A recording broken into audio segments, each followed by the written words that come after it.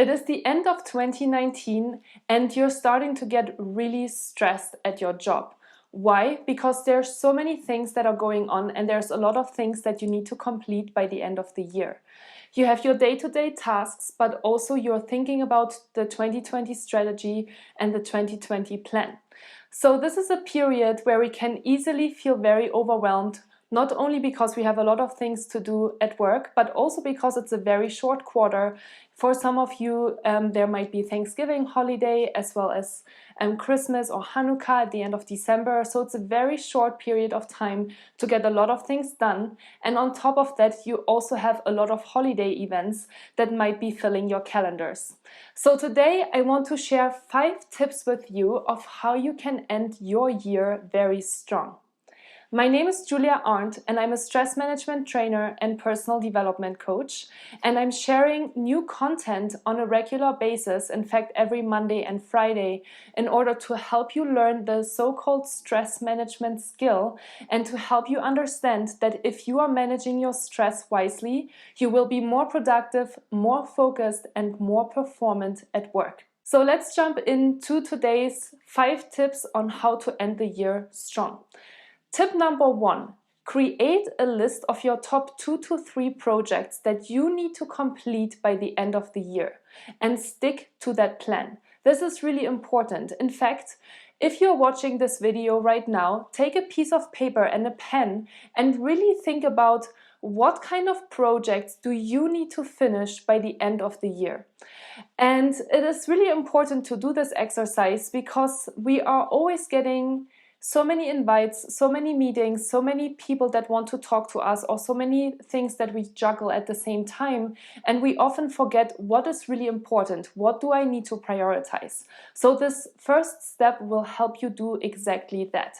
Write a list of the top 2 to 3 projects that you think you need to complete by the end of the year.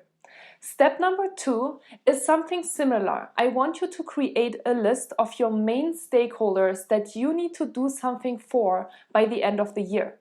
This can be your manager. This can be stakeholders that are on the projects that you just wrote down in step number 1 and that you really need to please and help in order to finish the year really, really strong. Again, this is a very helpful and very powerful exercise that you can do by really taking a pen and a piece of paper and writing that down instead of just doing that in your head. Because what you can do with a list like that is that you can place that at your desk and you can look at it on a regular basis in order to make sure that every time somebody is coming and asking you for your time, you can decide, is this really an important stakeholder?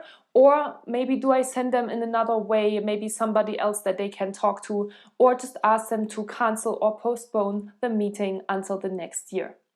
Step number 3 then is to go ahead and check your calendar and see if really those 2 lists that you just created, both the list of the top 2 to 3 projects and your list of stakeholders, is reflected in your calendar. This is a very powerful exercise, and just be very honest with yourself.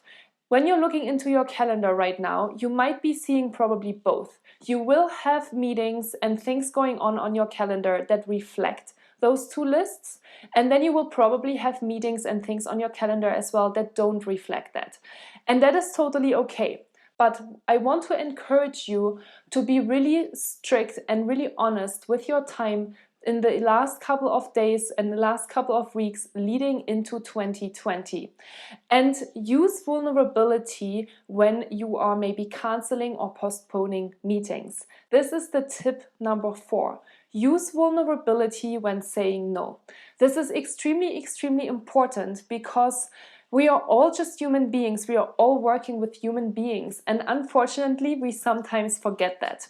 So what this is, it is a reminder for you to think about just communicating with your partner or with your stakeholder or whoever is requesting time from you to tell them, hey, This is what I need to get done, and I unfortunately don't have time to meet with you because it's really stressing me out or it's making me nervous. There's a lot of pressure maybe coming from the leadership team to finish certain things, and people will understand. People will understand.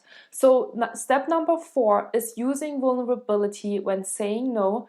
And finally, tip number 5 is to take regular breaks. Yes, when you're now having freed up a little bit of time on your calendar, I also want to make sure that you're scheduling time for yourself on a daily basis, not on a weekly basis. I want you to take time for yourself on a daily basis, and I want you to create breaks in your day. I actually just read a study recently that said that the 10% most productive employees work on average 52 minutes before they take a 17-minute break. Yes, 17 minutes. That means that 30% of their workday, these people are on breaks in order to recover, in order to recharge, and in order to really fill their energy reserves in order to be able to focus on the next task and be productive. So I highly encourage you to take regular breaks and to put them on your calendar as well. And just a reminder here as well, that means that you should be really disconnecting for those 10, 15 or 17 minutes that you're on a break. That doesn't mean that you're walking away from your desk, but you have your phone in your hand and you continue to check your emails, you continue to maybe scroll through your social media feed, and you're messaging with other friends and other family members. Just really take that time for yourself. Get enough water, move around, maybe disconnect in a different way. Maybe you want to listen to an audiobook to get new thoughts in your mind. Some people might like to sit in meditation or do some yoga poses. Whatever it is that recharges you, do that in that time period in order to fully recharge and then get back to your desk with new energy and new focus for the next task. So this is what I wanted to share with you today. 5 tips on how to end the year strong. Just a summary of these 5 tips. Tip number 1, create a list of your top 2 to 3 projects and stick to those projects. Step number 2 is to create a list of your main stakeholders and also look at this list often and be really honest with yourself. Step number 3 or tip number 3 is to check your calendar and make room for these important meetings and create space where you can work on projects and also where you can take breaks. Step number 4 or tip number 4 is using vulnerability when you're saying no. And finally, tip number 5 is take regular breaks. So this is what I wanted to share with you today. If you found this information helpful, I would really appreciate it if you could leave me a comment below the video or if you can give it a thumbs up. And if you found this really valuable and you want to share it with other people, please go ahead and share the video with your friends, with your colleagues, with your family members, as a reminder that at the end of the day, you are in control of what is going on in your life. Don't let other people take over and take your time away. You can really manage your time, manage it wisely, be honest with yourself. This is a practice. It's not always easy to immediately put this into action, but if you're sticking to those 5 tips, I'm absolutely sure you will have a good end of the year. Thank you so much for watching today. With gratitude, Julia.